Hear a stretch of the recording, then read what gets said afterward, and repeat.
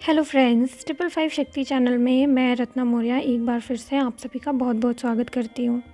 Friends, आज का topic तो आपने थंबनेल में देख ही लिया होगा कि अगर गॉड को पाना है या ब्रह्मचर्य ही फॉलो करना है या अपने ट्विन फ्लेम से दूर रह के उसको लेट गो करके सिर्फ गॉड को ही पाना है, तो इतनी ज़्यादा सफरिंग, इतनी ज़्यादा मिसिंग एनर्जी, इतनी ज़्यादा सेक्सुअल एनर्जी रह रह के क्यों आ जाती है ट्विन फ्लेम्स के अंदर या कलेक्टिव में क्यों आ जाती है। आपके दिमाग में भी तो सवाल आता होगा कि कोई भी स्पिरिचुअलिटी में अगर सेक्सुअल एनर्जी हम सोच रहे हैं या अपने डीएम को ही बहुत ज़्यादा याद कर रहे हैं, तो हम गॉड को कैसे पाएंगे, अपने इनर वर्क पे कैसे सरेंडर होंगे या फिर कैसे फोकस्ड होंगे, है ना। आता होगा दिमाग में। कुछ लोग तो ये भी बोलते हैं कि ट्विन फ्लेम टोटली गॉड को पाने की जर्नी है। बिल्कुल आपका यहाँ पे आपके ट्विन फ्लेम सिर्फ अवेकन करने के लिए आते हैं, उनका कोई काम नहीं है, उनसे आप कोई भी डिज़ायर मत रखिए, उनसे बिल्कुल ही दूर हो जाइए, लेट गो कर दीजिए, उनको बिल्कुल भी याद मत कीजिए। जितना ज़्यादा आप उनको नहीं याद करेंगे, जितना ज़्यादा उनको आप लेट गो करेंगे, अपनी लाइफ से निकाल देंगे, उतनी ही ज़्यादा आप गॉड की तरफ बढ़ेंगे, ईश्वर की तरफ बढ़ेंगे। ये बातें आपको तर्कपूर्ण भी लगती है, कभी कभी आपको ये सही भी लगता है कि हाँ ऐसा ही होता होगा, क्योंकि आप इस जर्नी में ट्विन फ्लेम से इतना ज़्यादा ट्रिगर और फ्रस्ट्रेट हो जाते हैं कि आपको लगता है कि यार वो तो इनर वर्क करने देते ही नहीं है, या फिर उनकी इतनी ज़्यादा मिसिंग एनर्जी, सेक्सुअल एनर्जी, ये सब दिमाग पे छाई रहती है, 24 आवर्स वो दिमाग में घूमते रहते हैं। तो हम कैसे फोकस्ड करें, इतना ज़्यादा डिज़ायर की एनर्जी में ही रह जाते हैं, तो कैसे अपने इनर वर्क पे फोकस करें। तो ऐसा क्यों है, कभी सोचते हैं आप लोग? अपने आप ही तो कोई सेक्सुअल डिज़ायर में चला नहीं जाता, अपने आप ही कोई बहुत ज़्यादा मिस तो करने नहीं लगता। ये जो फीलिंग है आपको गॉड ने ही दी है, मतलब कि गॉड ने दी है का मतलब इस तरीके से उन्होंने आपको बनाया ही है कि ट्विन फ्लेम्स एक दूसरे को मिलते हैं तो इतना ज़्यादा डिज़ायर, इतना ज़्यादा अट्रैक्शन उन दोनों के बीच में होता है। सोचिए कि अट्रैक्शन उन्होंने इतना ज़्यादा दिया है इस ट्विन फ्लेम जर्नी में कि हम क्या सारे लोग लगभग डीएम ही करते रह जाते हैं। रियूनियन चाहिए, डीएम चाहिए, और कोई भगवान पे उतना ध्यान दे भी नहीं पाता। जितना दिन भर में आप अपने ट्विन फ्लेम को याद करते हैं, उतना आप अपने गॉड को भी नहीं याद कर पाते हैं। तो आपने सोचा कि गॉड ने इतना टफ क्यों कर दिया रास्ता, और वो अपने तक बुलाना ही चाहते हैं, तो वो 24 घंटे ध्यान उन्होंने किसी और में क्यों लगवाया। और फिर आपके दिमाग में ये भी चल रहा होगा, फिर गॉड ने उधर भी ध्यान लगवा दिया और अब फोर्सफुली कहते रहते हैं सारे चैनल्स की डीएम से ध्यान हटा के भगवान में ध्यान लगाओ, डीएम से ध्यान हटा के भगवान में ध्यान लगाओ। तो दिमाग बिल्कुल झल्ला जाता है ना। और कभी कभी इससे क्या इफ़ेक्ट पड़ता है कि आपको कभी कभी ये लगने लगता है कि भाई डीएम को याद करके तो आपने एकदम बड़ी सी गलती कर दी है। सेक्सुअल एनर्जी अगर आपको बहुत ज़्यादा फील हो रही है तो आपको गिल्ट फील होने लगता है कि ऐसा क्यों हो रहा है, ये तो मेरे साथ गलत हो रहा है। गिल्ट फील होने लगता है, आपको फियर लगने लगता है कि मैं तो बहुत ज़्यादा लोअर वाइब्रेशन में चली गई हूँ। तो फ्रेंड्स, आज मैं जो बात बताने वाली हूँ वो थोड़ा सा गहरा होने वाला है। जो बहुत दिन से, बहुत टाइम से ट्विन फ्लेम जर्नी में है वो ईजिली समझ जाएंगे।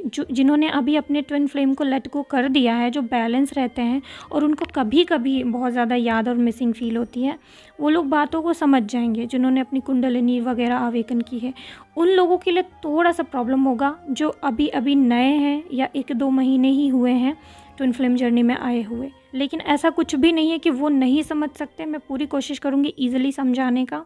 ऐसा मैं क्यों कह रही हूँ कि जो लोग शुरुआत अभी जर्नी में आए हैं वो क्यों नहीं समझ सकते, क्योंकि जो लोग शुरुआती जर्नी में आते हैं ना, उनको अपने डीएम से बड़ी शिकायत रहती है, उनको अपने डीएम से लगभग नफ़रत होती है, या फिर अपने डीएम से काफ़ी हेट होती है। उनके डीएम जो उनको ट्रिगर करके चले गए रहते हैं, उनकी डिसरिस्पेक्ट करके चले गए रहते हैं, तो उनके अंदर बहुत ज़्यादा फ्रस्ट्रेशन होता है। और कुछ लोगों को तो बीच में ही ट्विन फ्लेम जर्नी में अगर कुछ नहीं हो रहा, उनको कोई बेनिफिट नहीं मिल रहा, तो उसमें भी वो बहुत ज़्यादा फ्रस्ट्रेट हो जाते हैं, क्योंकि वो समझ नहीं पाते ट्विन फ्लेम जर्नी को। और ट्विन फ्लेम जर्नी में ट्विन फ्लेम का क्या रोल है। ट्विन फ्लेम जर्नी में अगर ये एक स्पिरिचुअल जर्नी है तो इसमें ट्रू लव का क्या रोल है। क्यों भगवान ने आपको आपके ट्विन फ्लेम से मिला दिया, इतना ट्रू लव करवा दिया कि आप हैं तो गॉड के रास्ते पे, लेकिन 24 घंटे ध्यान ट्विन फ्लेम का है। ऐसा क्यों कर दिया गॉड ने। तो जितने लोगों को अपने ट्विन फ्लेम से गुस्सा है, वो लोग अपना गुस्सा साइड में रख के सिर्फ एक नॉलेज गेन करने के लिए ये वीडियो सुने। अपने सारे उल्टे सीधे क्वेश्चंस किनारे रख के, सारे फ्रस्ट्रेशन किनारे रख के, सिर्फ नॉलेज के लिए ये वीडियो सुने और समझने की कोशिश करें। ये बात थोड़ी सी टफ है, समझाने में मुझे दिक्कत होगी, तो इसलिए मैं एग्जाम्पल से पहले शुरू करती हूँ। मैं एग्जाम्पल दे के पहले आपको समझाऊँगी, उसके बाद जो बोलना है उस पर बोलूँगी। पहला एक इंसिडेंट, एक स्टोरी मैं आपको सुनाती हूँ। गौतम बुद्धा की लाइफ की एक ऐसी स्टोरी है, एक ऐसा इंसिडेंट है। जब मैं बुद्धा सीरियल देख रही थी तो उसमें मैंने देखा था कि एक समय पे जब उनके पिताजी जो सिद्धार्थ हैं उनको नहीं चाहते थे कि वो सन्यासी बने, तो उनको वेश्यालय में भेजा करते थे, मतलब कि ज़बरदस्ती भेजना चाहते थे।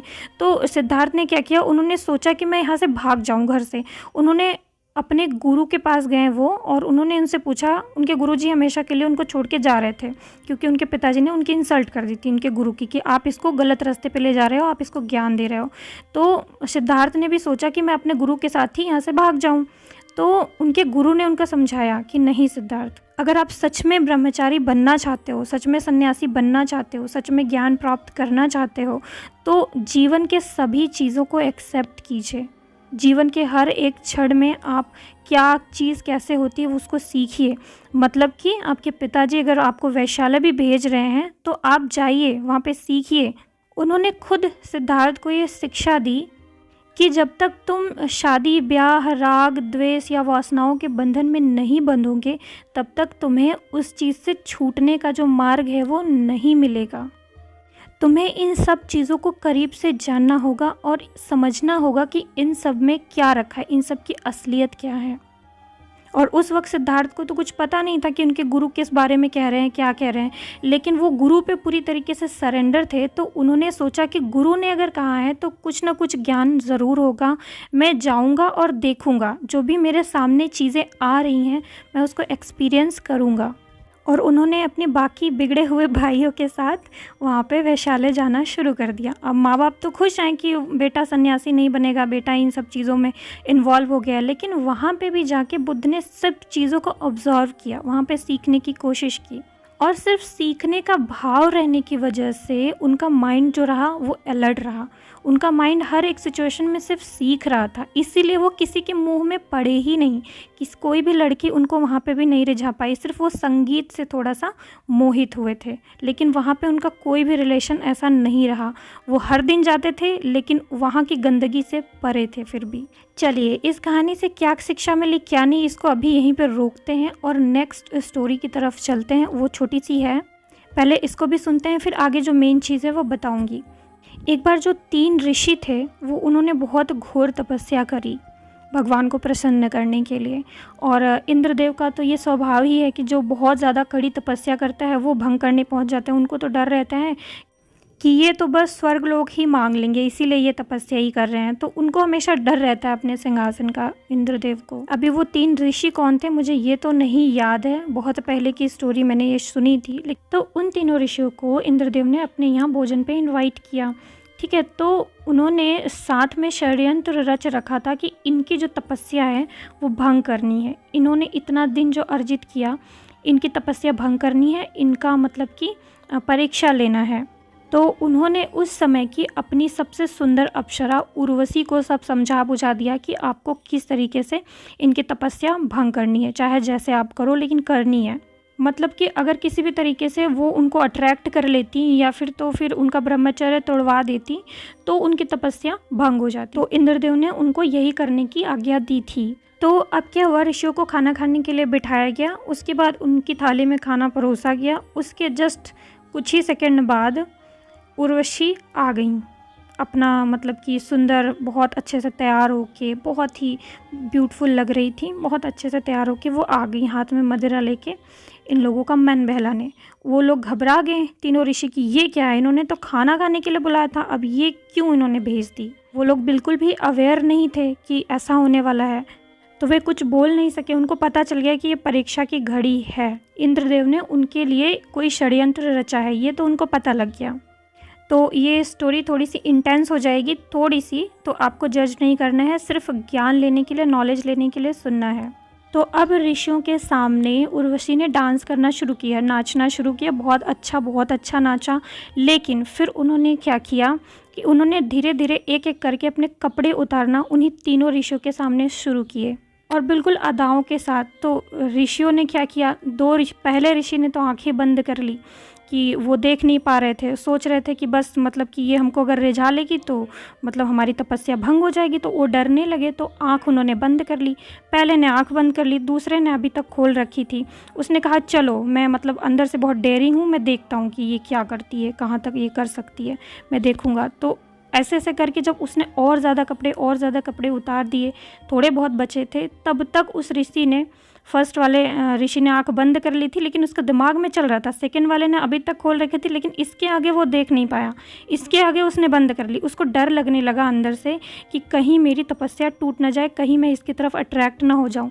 और उसके जैसे ही उन दोनों ने आंख बंद करी, दिमाग में हमेशा उर्वशी चलने लगी। उर्वशी बहुत ज़्यादा मतलब हावी हो रही थी उनके ऊपर, चलने लगी, क्योंकि उन्होंने आंख बंद कर ली थी। तो वो इमेजिन करने लगे कि कैसी होगी, वो कैसे दिख रही होगी, इस वक्त वो ऐसे कर रही तो कैसी लग रही होगी। तो मतलब ऐसा करके वो इमेजिनेशन चलने लगा आंख बंद करते ही अपने आप।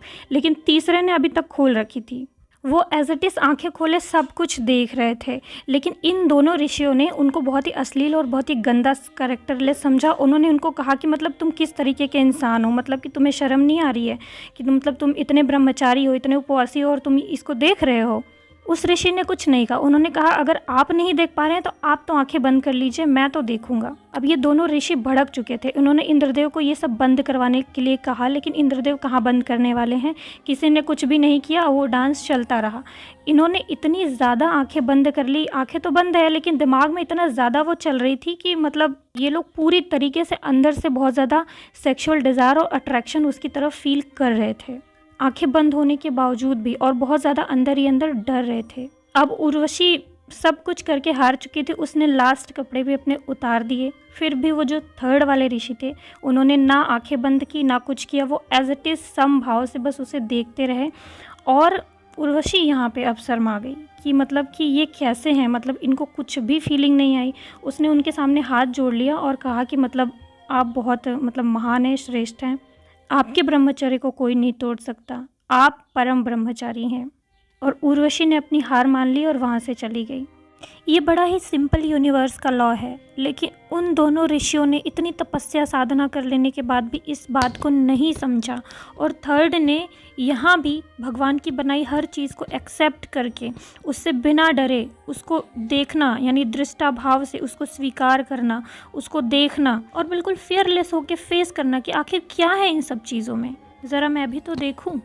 इस भावना की वजह से वो जीत गए और उनकी तपस्या सफल हुई। यानी बाकी उन दो ऋषियों ने भी उसी के साथ तपस्या की थी, लेकिन इस इंसिडेंट से सभी की तपस्या भंग हो गई, सिर्फ इन्हीं की रही, क्योंकि उनके अंदर भावना एक्सेप्टेंस की थी। उनको पता था कि हर सिचुएशन में कैसे हम उसको एज अ लर्निंग देख सकते हैं, हर सिचुएशन में कैसे हम फियरलेस होके उसको एक्सेप्टेंस भाव से उसको एज अ लर्निंग देख सकते हैं और उससे कुछ सीख सकते हैं। क्योंकि भगवान की बनाई किसी भी चीज़ के लिए, हर चीज़ के लिए उनके मन में एक सम्मान का भाव था। उर्वशी जब डांस कर रही थी, उन्होंने उसको डिज़ायर की भाव से नहीं, सम्मान की भाव से देखा। उन्होंने काम वासना को अपने अंदर से पूरी तरीके से ख़त्म किया था, न कि दबाया था। बाकी दो ऋषियों ने क्या किया था, उन्होंने अपनी काम वासना को बस दबा के रखा था अपने अंदर। इसलिए जैसे ही अप्सरा उर्वशी उनके सामने आई, वो डरने लग गए।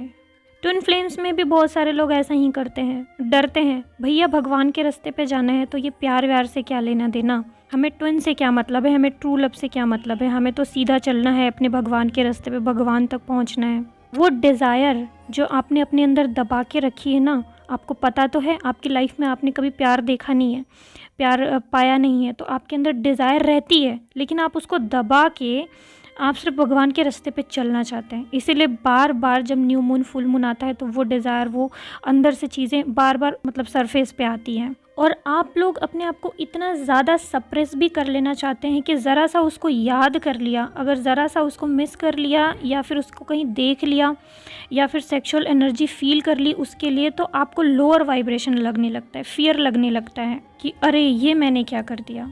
क्योंकि आप लोगों को डरा दिया गया है कि एनर्जी चली जाती है, उनके तक एनर्जी चली जाती है, वो फिर से रन कर जाते हैं। अगर आप अंदर से ही बैलेंस हो जाएंगे तो वो रन कर जाए, आपको क्या फ़र्क पड़ेगा। और अंदर से बैलेंस होने के लिए आपको सभी चीज़ों को एक्सेप्ट करना होगा अपने अंदर जो भी आपको फीलिंग्स आ रही है, जो भी डिज़ायर है, उन सब चीज़ों को एक्सेप्ट करना पड़ेगा और सब गॉड को सरेंडर करके धीरे धीरे चलना पड़ेगा। अगर आपको याद आ ही रही है तो आप याद कर लीजिए, अपने आप को इतना क्या दबाना, इतना क्या सोचना कि एनर्जी चली जाएगी। थोड़ी सी अगर एनर्जी चली भी जाती है तो जाने दीजिए, क्योंकि अगर अपने आप को आप दबा के, अपने अंदर चीज़ों को दबा के, अपने आप को सेक्रीफाइस करके, सप्रेस करके, अपने डीएम को, अपने अंदर उनकी मिसिंग एनर्जी को सप्रेस करके अगर आप बैलेंस होना चाहते हैं तो आप नहीं हो पाएंगे। थोड़े समय बाद फिर से वो एनर्जी आपको ऊपर सरफेस पे आएगी और फिर से आप इम्बैलेंस हो जाएंगे, फिर और ज़्यादा सप्रेस करेंगे, फिर इम्बैलेंस हो जाएंगे कुछ समय के बाद। अगर आपको ये चीज़ें पूरी तरीके से अपने अंदर ख़त्म करनी है तो आपको एक बैलेंस वे में सारी चीज़ों को लेना होगा। कोई बात नहीं याद आती है तो याद कर लीजिए, कोई बात नहीं रोना आता है तो रो लीजिए, कोई बात नहीं अगर आपको सेक्सुअल डिज़ायर फील हो रही है तो हो लेने दीजिए। एक्सेप्ट कीजिए उस कंडीशन को, उस सिचुएशन को। उसमें गिल्ट फील मत कीजिए कि मुझे अच्छा नहीं लग रहा है, ये मैंने क्या कर दिया, या ये मैं कैसे सोच रही हूँ, या ये मैं क्या कर रही हूँ, या मैं इतना क्यों मिस कर रही हूँ। नहीं, उसमें आप परेशान हो जाते हैं। परेशान मत होइए, उस भाव को एज इट इज़ देखिए, उसको फील कीजिए अपने अंदर और इन्जॉय कीजिए उस चीज़ को। और फिर अगर इन्जॉय करेंगे उस कंडीशन में भी, अगर आप खुश रहेंगे उस चीज़ को एक्सेप्ट करके, तब वो चीज़ आपके अंदर से लेट गो होगी।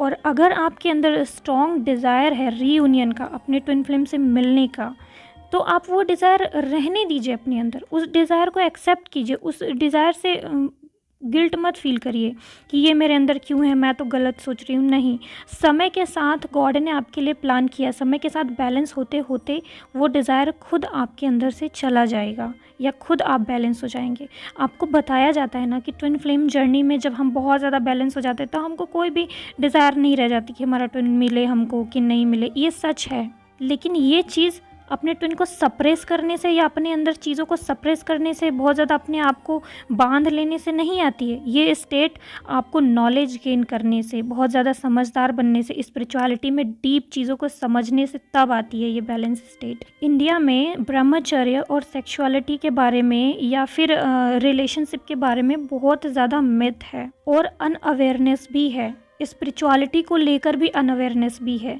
इसलिए स्पिरिचुअलिटी से भी रिलेटेड आपके बहुत सारे रॉन्ग बिलीफ सिस्टम बना दिए गए हैं कि लोग चाहते हैं भगवान के रास्ते पे चलो और बिल्कुल ही बाकी सारी चीज़ों को सप्रेस कर देते हैं और वो उनकी तरह अंदर डर बन के बैठ जाता है और समय समय पे जब उनकी परीक्षा होती है, उनका टेस्ट होता है, तो वो बाहर निकल के आ जाता है। भगवान के टेस्ट में आप उनको बेवकूफ़ नहीं बना सकते। उनका टेस्ट ऐसा होता है कि जो आपके अंदर है वो निकल के आ ही जाएगा बाहर। अगर आपको इस पॉइंट को और अच्छे से समझना है तो मैं आपसे ओशो का एक वीडियो शेयर कर रही हूँ और हाईली रिकमेंड कर रही हूँ कि आप ये वीडियो ज़रूर देखें।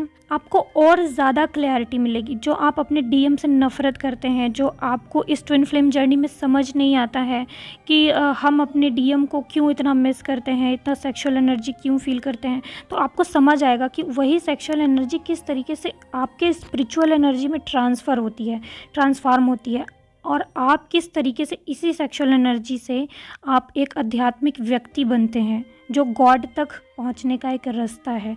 गॉड तक आप पहुंचते हैं इसी एनर्जी की वजह से। अगर आप ट्विन फ्लेम जर्नी में हैं, अगर आप स्पिरिचुअलिटी फॉलो कर रहे हैं, तो अगर आप अपने डीएम को इग्नोर करते हैं, ट्रू लव को इग्नोर करते हैं, सेक्सुअल एनर्जी को इग्नोर करते हैं, इसके लिए बहुत ही गलत भावनाएं मन में रखते हैं, तो आप गॉड तक नहीं पहुंच सकते। ये बात आपको बहुत अच्छे से इस वीडियो में समझाई गई है। मैं भी ये चीज़ सेम समझा सकती थी, लेकिन उनकी जो बात है ना समझाने की, वो कुछ और ही है। मैं तो कर ही नहीं पाऊँगी वो चीज़, इसीलिए मैं आपको ये वीडियो रिकमेंड कर रही हूँ सुनने के लिए। मैं आपसे प्लीज़ रिक्वेस्ट करती हूँ, ये वीडियो ज़रूर सुनिएगा। आपकी मेंटालिटी बदल जाएगी ट्विन फ्लेम जर्नी के बारे में और स्पिरिचुअलिटी के बारे में तो 100% बदल जाएगी।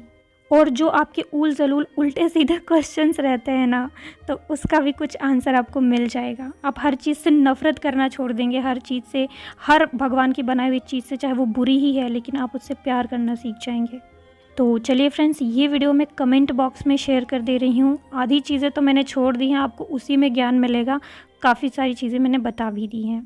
और हाँ फ्रेंड्स, थोड़ा-सा ओशो की वीडियो अगर आप सुने तो ध्यान से सुनिएगा, क्योंकि उनके बातें बहुत गहरी होती हैं, उसको समझने के लिए बहुत ही समझदारी की भी ज़रूरत होती है। आपको तो पता है पुराने ज़माने में लोग कट्टर बिलीफ सिस्टम वाले हुआ करते थे, बिल्कुल इन सब चीज़ों के बारे में, सेक्सुअलिटी के बारे में कोई बात नहीं करना था, और स्पिरिचुअलिटी को सेक्सुअलिटी से जोड़ के तो कोई कुछ देखता ही नहीं था। एक समय में ओशो के बहुत विरोधी भी थे, लेकिन अब उनके ज़्यादा विरोधी नहीं हैं, बहुत सारे लोग उनको फॉलो करते हैं। उन्होंने एक समय पे बहुत सारे एक्सपेरिमेंट भी किए थे स्पिरिचुअलिटी पे उन्होंने अपने आश्रम में। तो अगर आप उनको ध्यान से सुनते हैं तो आपको उनकी सारी कही हुई बातें लॉजिकल, साइंटिफिक और बिल्कुल सही भी लगेंगी। तो ओके फ्रेंड्स, तो आप वीडियो को ज़रूर सुनिएगा, कमेंट बॉक्स में शेयर कर दे रही हूँ। ओके बाय, ओम नमः शिवाय, ओम साईं।